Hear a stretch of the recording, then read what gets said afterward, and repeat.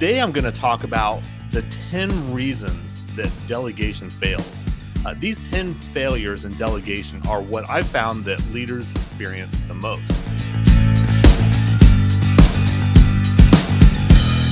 Now, the Authentic Leader Show is the podcast for technology and other industry leaders who are mastering the art of delegation to lead high-performing technology teams. Delegation is the number one skill that leaders that I work with, they struggle with the most. Most leaders don't have a delegation strategy. Most leaders, don't even think about how delegation could fail. Just knowing these top delegation reasons for failure can keep your next delegation from failing. There is a lot at stake for leaders when delegating work. The ability for leaders to effectively delegate has a direct effect on a leader's ability to lead their team, to get high priority work done, to increase a team's productivity, identify better ways to get work done, develop and uncover a team's capabilities, establish a team culture for creativity, innovation, and initiative, increase a team's morale, develop confidence even among the team. I mean, the list just goes on and on. But failing to be effective at delegation prevents everything that I just listed really from happening. Here is my list of 10 reasons that delegation fails, and this is in absolutely no particular order at all. So number one is it's being clear about your expectations. When delegating work, a leader simply must be clear about the work that needs to be done. They need to be clear about the results that need to be produced. This is why, of course, communication is also a key skill for master delegators. Number two, I've got listed here is that there's a lack of skill or the availability of training for the person who's doing the delegated work. Some leaders will delegate work simply because they assume the person doing the work can do it. I've seen cases where the person doing the work has never done the work that they're being asked to do. And sometimes, because of the culture of the team, that team member maybe doesn't feel that they can admit that they don't know how to do the work. So it ends up taking them a significantly longer time to do the work because they are figuring it out on their own. In some cases, the work being delegated is something that the leader had done in the past, and that leader, they just can't imagine how someone couldn't already know how to do that work. They forget that they had to learn one time how to do that work, or they had to get some training to help them to do the work more effectively. Well, number three in our list is that, of course, we just talked about the lack of skill, but sometimes there is a lack of interest. I'm not suggesting that it's okay for a person doing the work to just claim, hey, I'm not interested in doing that work. I mean, as long as the leader who is delegating the work has a delegation strategy for delegating that work, then the leader always has the authority to delegate just about any work. What I am talking about, though, is for the leader to unknowingly delegate work to someone on the team who is not interested in doing the work. Now, addressing this situation has to do with understanding why they are not interested, whether it's legitimate or not. You just simply have to know, well, why would they not want to do this work? It's important to know. And then once you know, then addressing, if possible, why they are uninterested. For example, someone on the team may feel that the work that's being delegated to them is beneath them.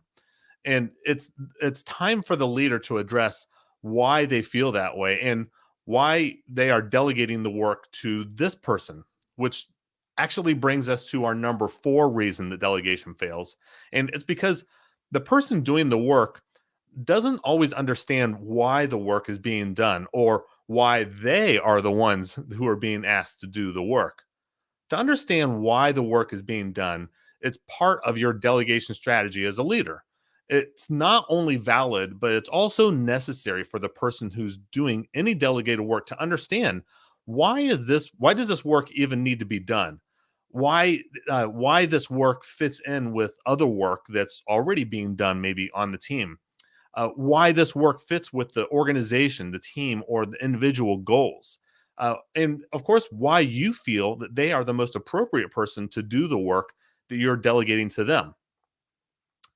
Delegation fails also because of the number five reason, which is the leader is unaware of other priorities that might be a higher priority that gets in the way of the person doing the delegated work.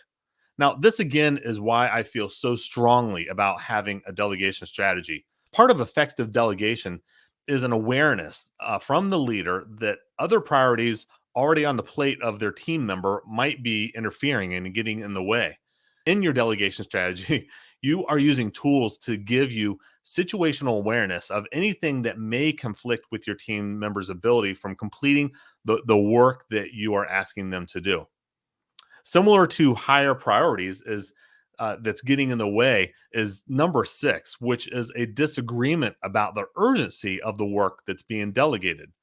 Of course, this is a critical skill for any delegated task for the leader delegating work and the person doing the work to align on the urgency of the work. This is another critical communication skill that in your delegation strategy includes a dialogue so that everyone is clear about the urgency to get this work done. Urgency isn't necessarily that every delegated task is urgent. It's just being clear about how urgent this work is so that the person doing the work can appropriately manage all the other work that they're also doing.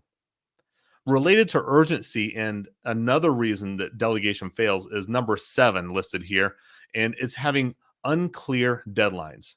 Now, I said in the beginning that this is in no particular order. I've not ranked this list of reasons why delegation fails, but I will say that this is the number one missed step by leaders when delegation fails. Now, the first question I always ask my leaders when they complain that delegated work is not getting done is asking them this question: when did you both agree that the work needed to be completed by? Now, that's a tough question to receive as a leader because leaders immediately recognize that without a deadline, it's very hard to hold your team accountable.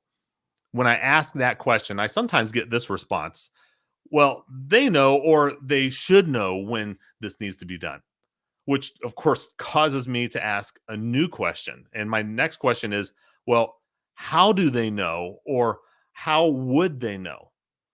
Again, it's a tough question for leaders to receive. Let's just be clear here. Any delegated task of any kind of importance simply must have a due date. Establishing a due date must be a part of your delegation strategy every time you delegate, especially that important work. The number eight reason that delegation fails is that the work that's being assigned, it's not fully delegated. Now, what I mean by this is that the leader delegating the work holds on to a portion of that work. The leader hasn't fully delegated all of the work, and as a result, it's unclear who's doing what. If delegated work has a portion of work that can't be delegated, then clearly define the work that the leader is retaining and the work that the team member will do as two separate assignments. Or in some cases, a leader needs to ask themselves, well, why can't I delegate the entire work? In most cases, it's because the leader, they don't trust the person who's doing the work. Maybe they don't trust that they'll do it completely or they'll do it the way that needs to be done. Trust is another part of your delegation strategy. It's knowing how to cultivate trust amongst your team. It's really another critical skill for leaders. Number nine is it's a unique reason for delegation to fail, but I've seen this happen more regularly than you might think. And it's when there is a disrespect for the leader. Now, this is especially tough because many times the leader is unaware that there's any lack of respect. It all has to do with how the leader is leading the team. Leaders who are constantly burning bridges with their team and others, they're taking credit for the work that their team does. Maybe they are disrespectful to others. I mean, I could go on and on, but I think we know the kind of leader who I'm talking about. Leaders who are aware that there is a lack of respect, they either pretend they have it all together, hoping that nobody notices, or is fooled into thinking that the leader has it really all put together. And hey, a secret between you and me, everyone knows that they're faking it when they don't know what they're doing. Or the other side of that is that the leader knows that there is a lack of respect, but they really don't know how to fix it.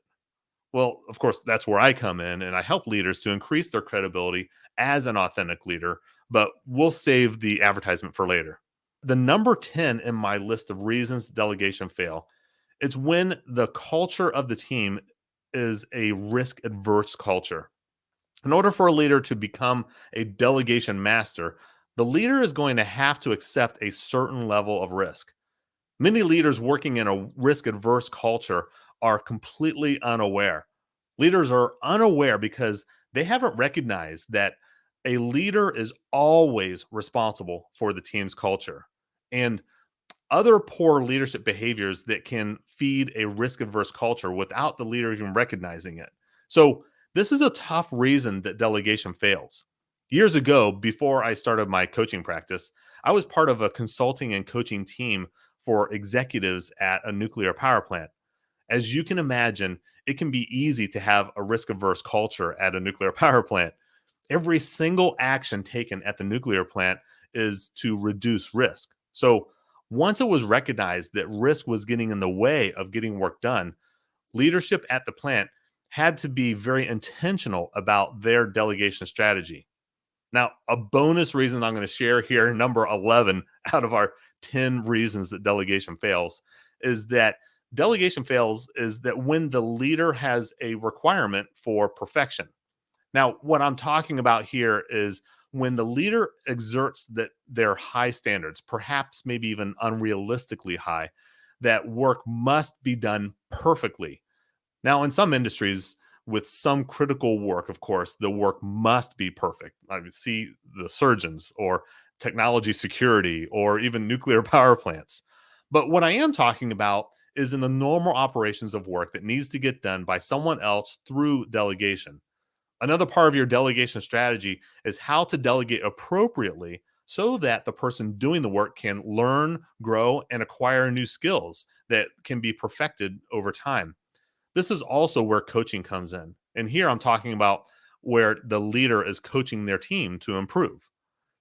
With any delegated task, the leader needs to be able to allow for calculated mistakes and the coach and to also coach their team to learn from them and make improvements for next time. So, here is my list of 10 reasons that delegation fails. Number 1 is unclear expectations. Number 2 is the lack of skill or training. 3 is lack of interest. 4 is they don't understand the why.